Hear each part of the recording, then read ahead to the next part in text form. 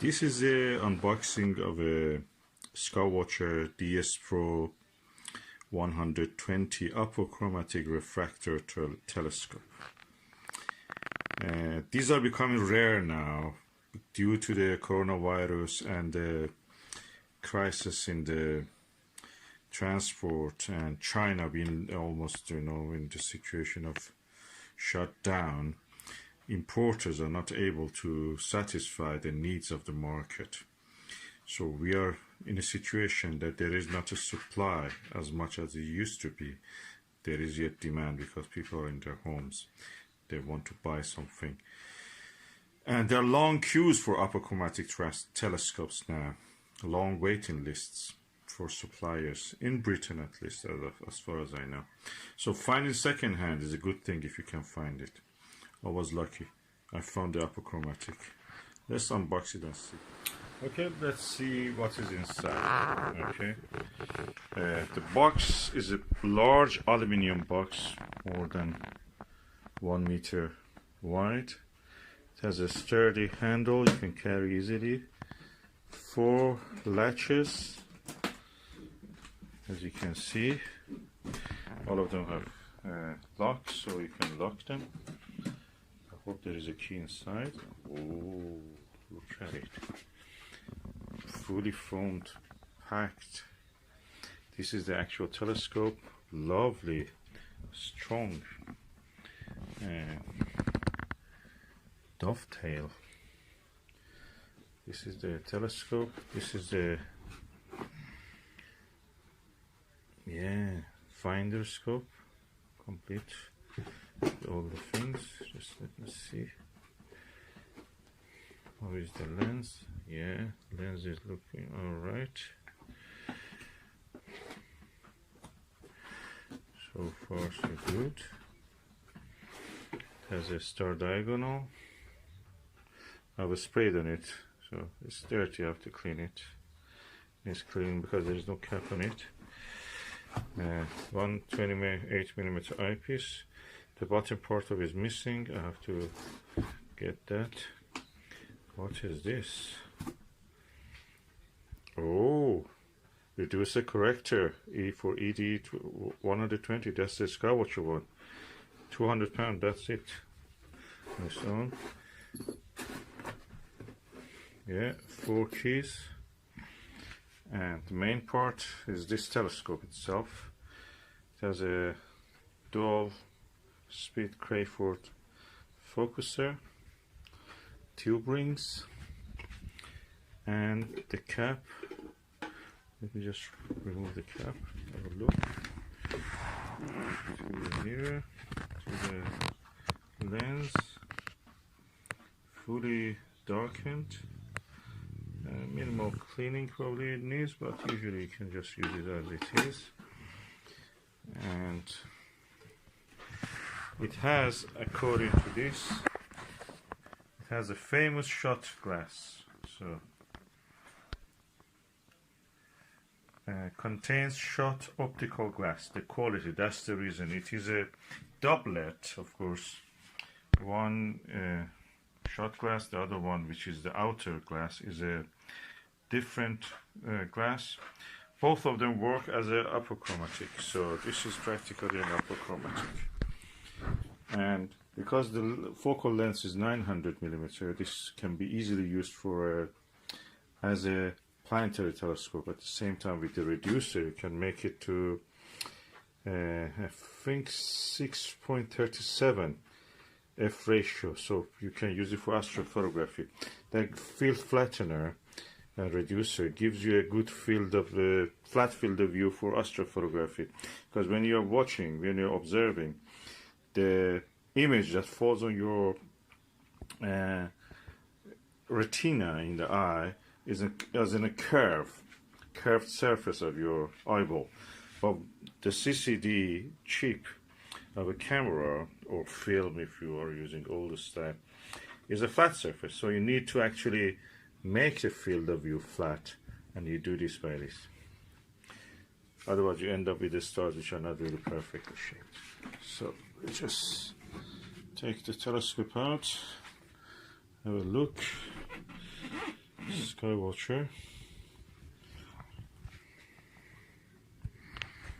Beautiful shot glass. DS Pro.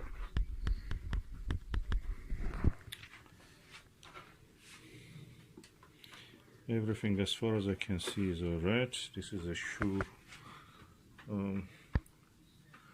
holder for the finder, and this is really good quality Vixen dovetail. That's the focus. That's the dual speed focuser, as you can see. Yeah, I'm happy that I got this. And this is called black diamond. Black is black, but at the same time it has glitter. So beautiful, lovely telescope, apochromatic, and we'll be using it for planetary observations and even astrophotography. With that field flattener, you can use it for that. So all in all, this is ready for astrophotography. I have to find the attachment for here, so we can actually attach the diagonal to it. And there is also missing there. So anyway, that's will be something solved. The Skywatcher, and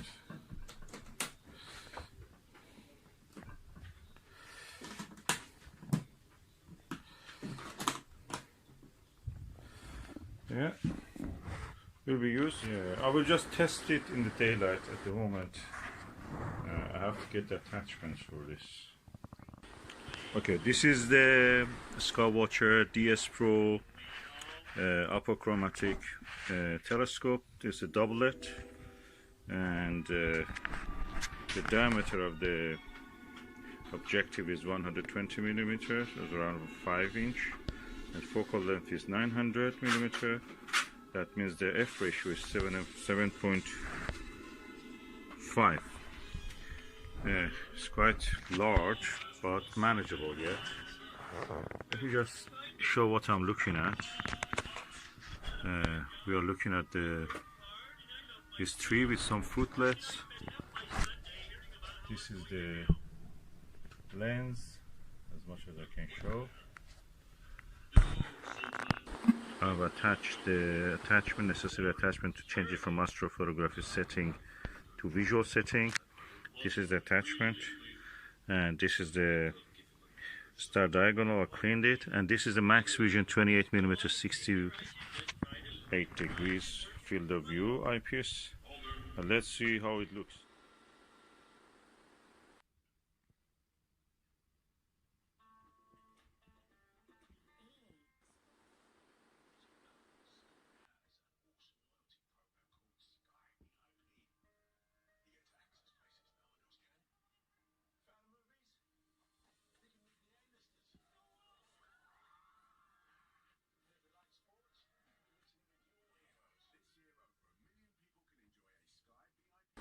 So that was the view through the telescope.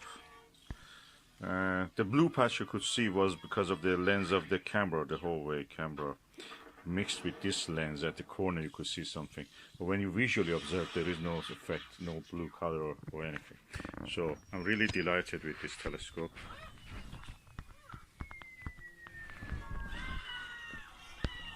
It's a real apochromat. For the price is a bargain. Cannot be cheaper than this, especially with the dual speed focuser.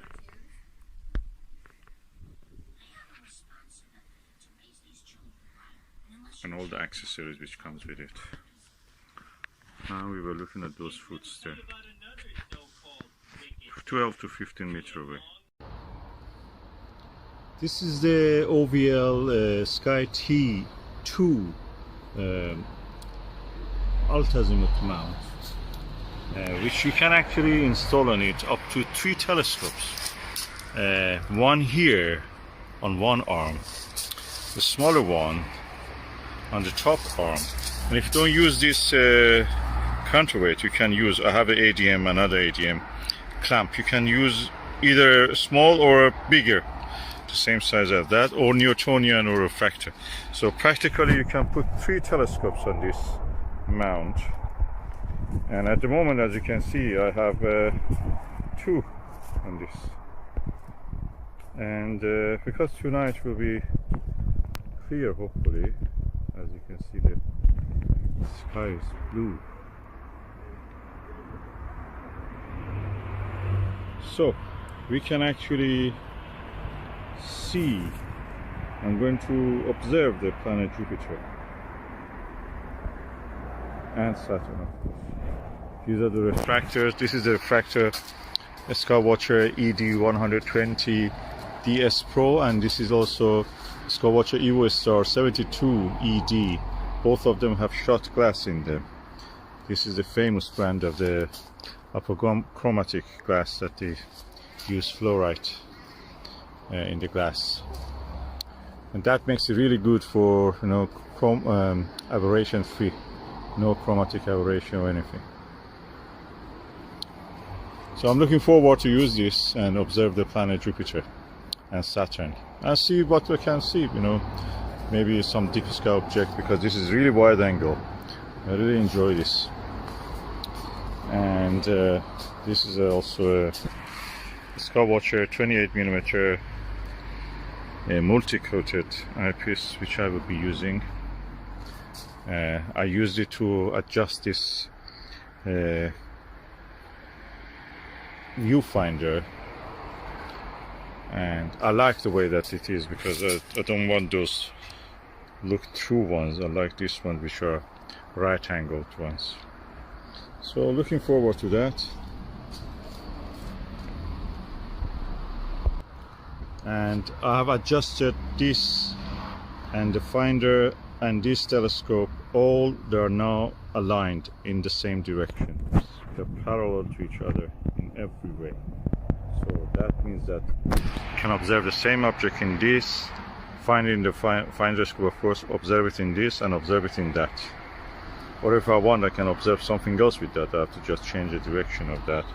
Be independent. There are screws here you can actually make it independent. And unlike other mounts, like I don't know, Rowan AZ75, this mount has slow motion control, which is a bonus. Anything with this slow motion control in this range, mechanical range, will be around more than 1,000 pounds. So you can have this for around 200-300 pounds maximum. Really good value, and China has made it really good value. I think this is one of the best mounts everybody can buy, ultra-zenith mount.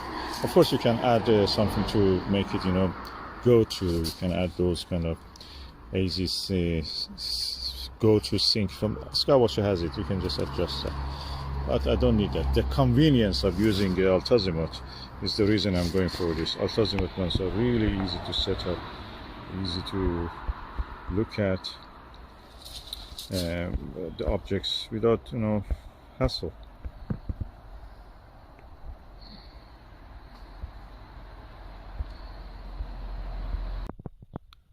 What a beautiful scene. The moon is shining and brightening up the clouds.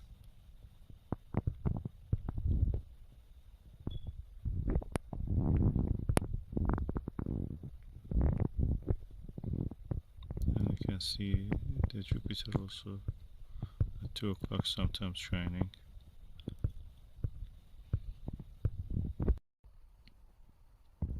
And now I'm looking through the SV Boni aspheric 23mm eyepiece, and the telescope again is the Skywatcher ED120 refractor telescope.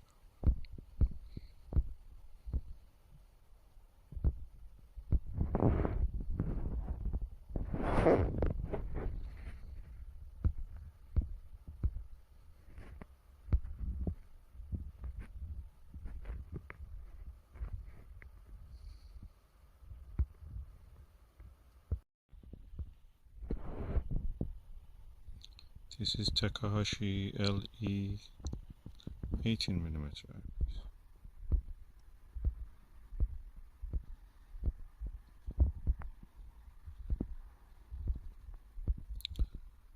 The image quality is as good as the orthoscopic.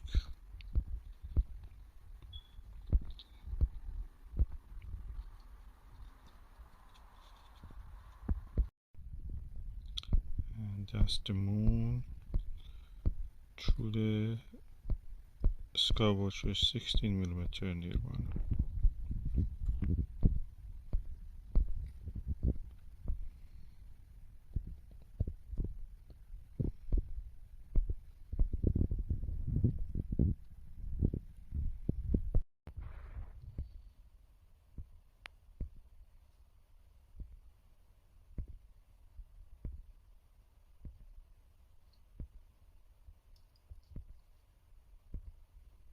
Teleview Nagler 7mm through the Skywatcher ED 120. I'm holding the camera by hand.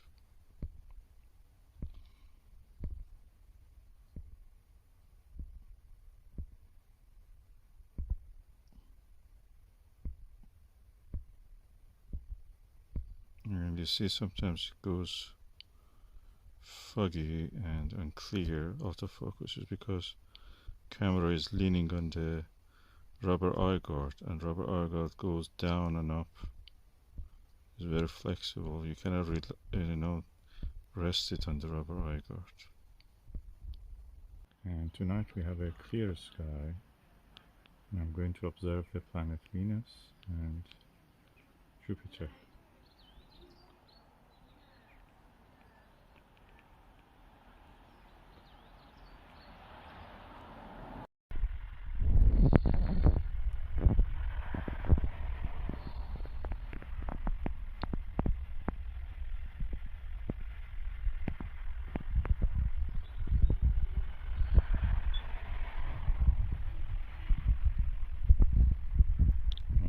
Nirvana 7mm.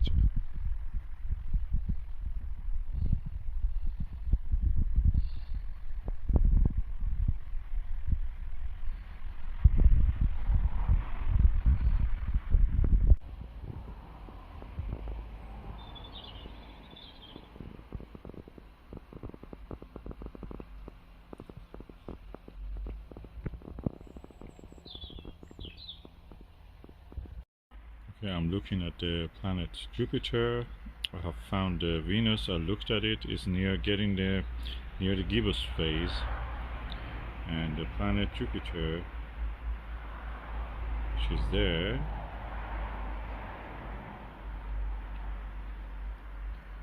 is very clear with this Skywatcher 120 ED. Nice, clear view. Now with the Starguide 8mm ED. Nice combination.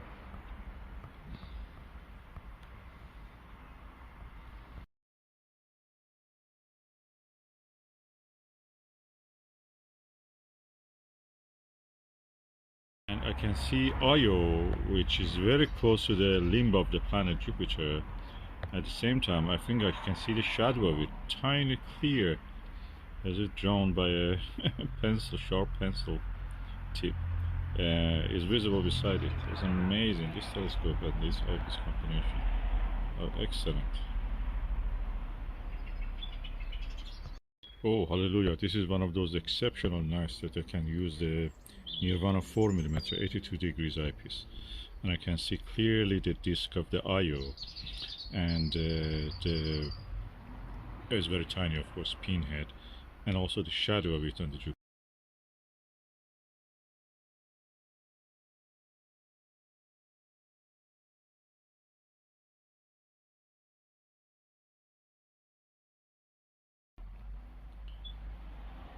This is one of those very excellent, rare nights that the atmospheric conditions are so clear. We are ahead of a frost, so we expect tomorrow night to have some snow. So this is very clear weather coming from the North Pole. It means there is a high pressure and atmospheric inversion in that sense.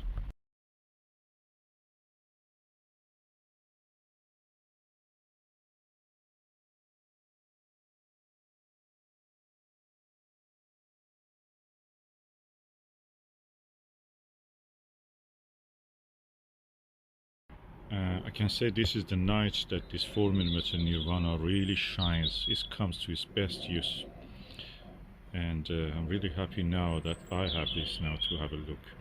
If I didn't have it, I have to go for something like 7mm Nirvana and borrow it, which will give also similar result. Clearly see tiny discs as a Ganymede, Callisto, and bluish white of the Europa. Of course, atmospheric dispersion causes this to a little bit sometimes elongated, but you can see that it's not a star. It has a disk. It is a planetary body. So after using these ED eyepieces, I came to the conclusion. This is my conclusion. The Starguider ED eyepieces are perfect eyepiece for using with refractors. 60 degrees field of view, nice, and clarity excellent, contrast excellent, light scatter well controlled. You don't see any halo around the bright objects like Jupiter or Venus, and perfect for refractor telescopes. But if you want to use it on a Dobsonian, no, I don't think that is the perfect choice. It's better to have a wider field of view, angular wise. So it's better to have something like 70 degrees or 80 degrees, 100 degrees, 110 degrees. Of course you can use it, and I've not tried it myself, but with the refractor I feel that is really good. With the reflector I may eventually try it, but at the moment I don't feel that the field of view is big enough to avoid the nudging, constant nudging of the tube of the Dobsonian. Oh, what excellent eyepiece is this 26mm Meade Plusle. That's a lovely eyepiece, sharp. I'm looking at the M42 Great Orion Nebula. It's so beautiful. This is the Orion Nebula with the Meade 26mm Super Plus eyepiece. The artifact to the left, what you see is a reflection from the street light. Very close to this nebula it was. And it's beautiful. The moon is now rising.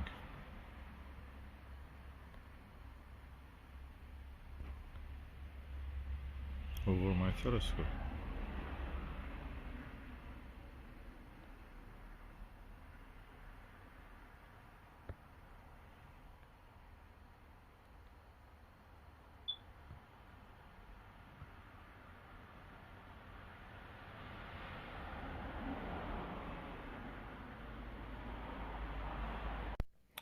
And it was very cold, so I just took a shot with the 26mm eyepiece from the moon. It was a full moon, so there was not much shadows, and then I went in because I didn't want to catch cold. It was a beautiful session. I really enjoyed it. All the eyepieces I use, I'm really enjoying them. I love them, from the simplest one to the best technically advanced one, optically advanced one. And I finished this video by telling how much I admire the Huawei P30 Pro mobile phone camera. This is the best camera I've ever seen. I don't know any other camera as good as this one. Of course, all these images you saw here were handheld, but the camera is excellent. You can see the Orion Nebula at the same Orion constellation at the same time. My telescope, very nice capture. Repairing loose Crayford focusers. Crayford focusers are an invention that was made by someone called Crayford in South London somewhere. It's a very basic kind of focuser, inferior to the rack and pinion. That's the reason many of them actually have this problem. When you add a little bit weight to them, they just budge into it. The friction is not enough to hold them, and what you will end up is that you will lose focus, even the whole thing may come off. So what's the solution for that? I had done a lot of things, adding duct tape, going to remove material from the surfaces that are in contact in the focuser. None of them works. But finally I came to one final solution, and that was something that everybody was telling me to avoid, and that is to tighten up the screws there underneath the focuser. And I did that for this Skywatcher ED80 Pro series gold version, and it worked. It's not a dual Crayford focuser, it's a single one, and it repaired it. I can add any weight on this at the moment. I will not, of course, risk it to put a 1.5 kilo one, but I've done it in the past on this one. But anyway, it works now. And the next telescope that I use on this is a Skywatcher ED120.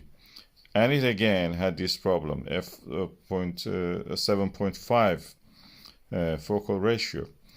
And this had a really bad problem. It has a dual Crayford focuser, and it was slipping, loose. It was loose, completely coming down. I didn't go to remove material by filing the iron, the contacting metals, and I added some duct tape. It didn't really work. It was just not very good. So I went again and did this finally at the same time as that previous one. Tightened up the Allen wrench with the Allen wrench, the screws there, Allen screws there. And it works now perfect. It can hold the focus, and I don't know why they were telling in the forums and everywhere to don't do this. It will just damage it, every time. As far as I've used it, it doesn't have any problem. It just moves smoothly. Of course, I prefer a rack and pinion. This Crayford focuser is another stingy way, is invented here to make it focusers cheap. Rack and pinion is more expensive, but that works now. Even at a steep angle like this, when I was observing the Andromeda M31 galaxy, and I could go there.